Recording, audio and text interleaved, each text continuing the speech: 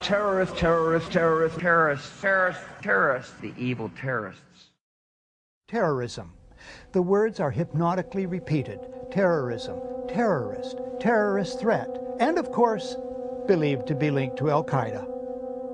But it's the so-called war on terrorism that's in our faces practically 24/7 as the inescapable focus of our existence. One day, our grandchildren will look back on this time and ask, how was the war on terror won? The entire U.S. ruling class, ruling elite, comes to see terrorism as the preferred means, indeed the only means, to provide social cohesion, to provide an enemy image for the society to keep it together. According to neocon theory from Carl Schmitt, you have to have an enemy image in order to have a society. It's a very dangerous thing, because now it means that the entire social order, the political parties, intellectual life, politics in general, all based on a monstrous myth. Monstrous myth. So there was no network? No. No. Probably not. We invented it. Invention's too strong a term. I think we projected it. We projected our own worst fears, and that what we see is a fantasy that's being created. Al-Qaeda is a global network with global reach. To target a deadly web of terror. The idea, which is critical to the FBI's prosecution, that bin Laden ran a coherent organisation with operatives and cells all around the world, of which you could be a member, is a myth. There is no Al-Qaeda organisation. There is no international network with a leader, with cadres who will unquestioningly obey orders, with tentacles that stretch out to sleeper cells in America, in Africa, in Europe. That idea of a coherent, structured terrorist network with an organised capability simply does not exist.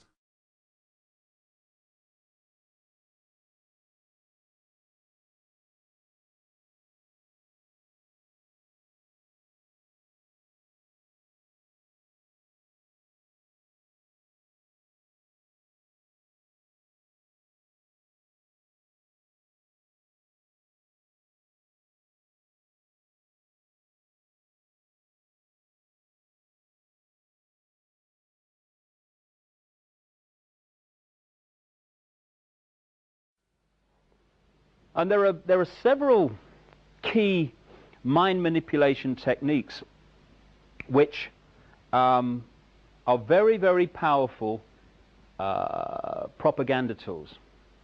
The most effective and the most powerful, and it's used on us all the time, is something I call problem, reaction, solution. It's a cracker, this one.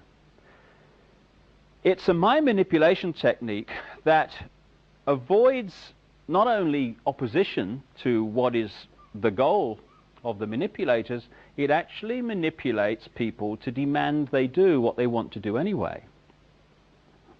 And it's happening all the time. Once you see this technique and how it works, you watch the news and read the newspapers in a completely different light, because you start to see it happening. It works like this. You start by secretly creating a problem in the world and making sure someone else is blamed for it in the public arena, in the public mind. It could be a run on a currency, it could be a government collapse. At its most extreme, it could be a war, because the two world wars in this century were funded, all sides were funded by the same people. Provable. The same people that funded the Allies in the Second World War and funded the Soviet Union also funded Hitler.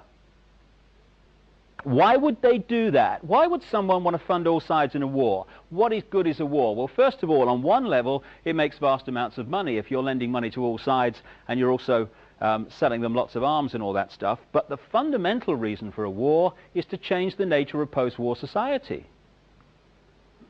And what we saw in the First World War and the Second World War were massive global examples of problem, reaction, solution, which work like this. The problem's created secretly. You then use the media, which isn't difficult, to wind up public opinion in relation to your manufactured problem to the point where public opinion utters the classic words, something must be done, this can't go on, which is always followed by, give my power away, what are they going to do about it? And at that point, those who created the problem and got someone else to be blamed for it wound up that public reaction, then openly in the public arena, in the parliaments of the world, in the newspapers and on the television, offer the solutions to the problems they have created. And in doing so, they get vast numbers of people to demand what they want to do anyway. For instance, if you want more cameras in the streets, crikey, they're going up all over the place in Britain. If you want more cameras in the streets, you want a more armed police force, you want more authoritarian laws, greater erosions of freedom, and you want the public to demand you do it, then get the public frightened of crime. Either let society break down so there is more crime, or emphasize crime to be worse than it really is in some areas. Get people frightened, and the first thing people do when they're in fear about something is they look for someone out there to protect them from what they're frightened of. So, get people frightened that they're going to be burgled, get people frightened they're going to be mugged in the street, and they'll demand you take the freedoms away. They'll demand cameras in the streets and more authoritarian laws. Yeah, there is a war on freedom. And we're being told over and over and over again that we need to support George Bush and we have to support the war in Iraq and we have to support this war on terror and we have to support all these laws that are coming by because, of course, they're all here to protect us. And yet when you look at things like the Patriot Act, this allows the FBI or any law enforcement agency to utilize what they call sneak and peek. They can go into your house when you're not home, and they can go through all of your stuff and without your ever knowing about it. How is this protecting your rights? That's just one example where we get to think we're free. You know, on the patriotic holidays, we all break out our flags and we wave them around and we sing patriotic songs like I'm proud to be American or I get to think I'm free. We have a program known as Echelon, where they listen to every telephone call, every email, record every fax here in the United States. And all of this is done by computers. All of these messages are kept indefinitely on computer disks. What the American people must understand is that the massive amounts of money we're spending on defense is not to protect America, but ultimately to be used to control the American population as we move from freedom to fascism.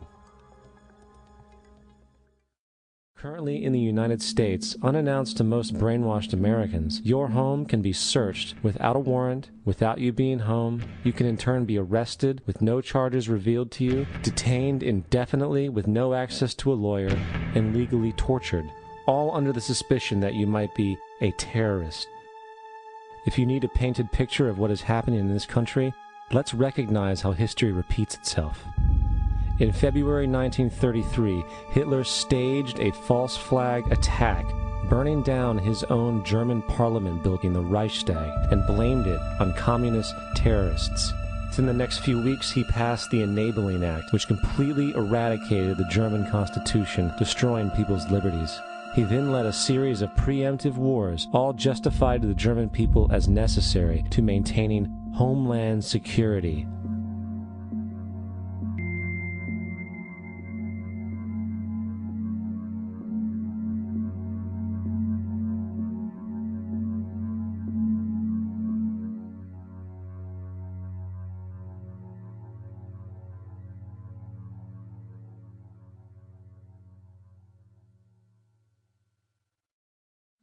This is Aaron Russo, a filmmaker and former politician. To his left is Nicholas Rockefeller of the infamous Rockefeller banking and business dynasty. After maintaining a close friendship with Nicholas Rockefeller, Aaron eventually ended the relationship, appalled by what he had learned about the Rockefellers and their ambitions. I got a call one day from an attorney woman I knew, and she said, would you like to meet one of the Rockefellers? I said, sure, I'd love to. And we became friends, and he began to divulge a lot of things to me. So he said to me one night, he said that there's going to be an event there, and out of that event, you're going to see we're going to go into Afghanistan. So so we could run pipelines from the Caspian